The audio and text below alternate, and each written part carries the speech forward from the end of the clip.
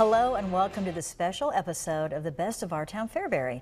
I'm Taryn Vanderford. And I'm John Vanderford.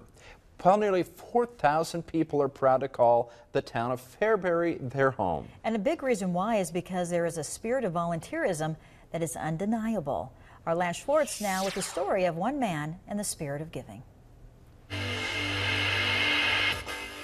Ladies and gentlemen, good afternoon and welcome to Quinn Field, home of Legion Baseball. As the manager of the oldest Walmart in Nebraska, Ron Hilligas has many talents. Strike three! But Ron's most high-profile talent can be heard when he's behind the microphone at a Legion baseball game. I really get enthused when you see a major accomplishment from the kids. Base hit! Just like when Ron sees one of his guys hit a dinger, and he's compelled to bust out some old school KC and the Sunshine Band.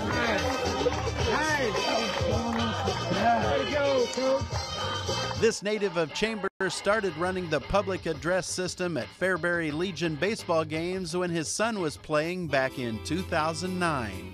Just a reminder, Fairbury will be back in action. Over the past 9 years, Ron has become known as the guy that gets both the fans and the players fired up. And those kids, there's kids coming out of the dugout, throwing their hands up. Jesse Bauer is the head coach of Fairbury's Legion baseball team. We have a breakdown that we do after every game, and we do what are we, and we go family. Ron's part of the family. Ron says over the course of a calendar year, he does the public address announcing for more than 50 sporting events here in our town, Fairbury. And all he gets paid for his hundreds and hundreds of hours of volunteer work is a good old-fashioned pat on the back. I know I'm appreciated. He's very important. He's the voice of the Fairbury Jeffs. Derek Anderson is the athletic director at Fairbury High School, and he says Ron never fails to come through for his beloved Jeffs. You name it, he's there. And man, I don't know what our crowd would be like, and I don't know what the ambiance of a game would be like without Ron. And this 59-year-old sees no end in sight to his announcing career. I love it. I keep trying to make myself better with this. I enjoy the kids. I mean, the kids are the main thing. Everybody, please drive carefully on your way home, and we'll see you next time at the ball game. This fall, Ron plans on being behind the mic for every Fairbury volleyball and softball contest, and he'll be assisting for each home football game. And I like the mascot there. He was fun running there on the field. The Jeffs, I like cute. that.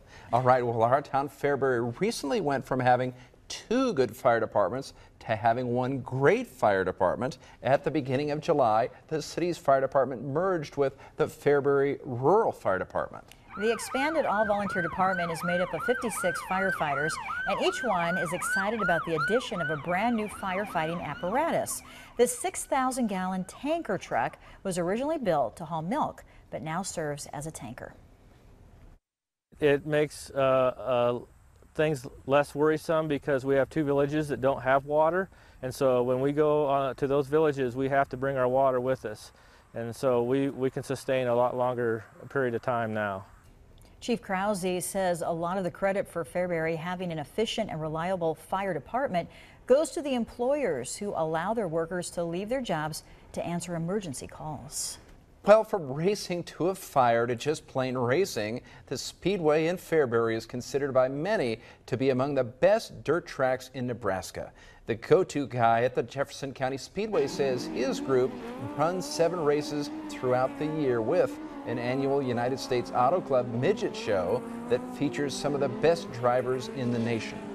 It's not even a race, it's called a show. We put on a show here. It's not just the racing. When people leave here, it's like that was one of the coolest shows we've ever seen. And I think every year it's proven itself, and all we want to do is get bigger, and we want to entice more people to come, and every year it's never failed us. And Jim tells us that if all goes as planned, he and his crew will host a 3-day race someday in the future. Every year, rich history and beautiful scenery draws visitors from all over America to the Rock Creek Station Historical Park. That's right. In this next report, Lance Schwartz takes us there.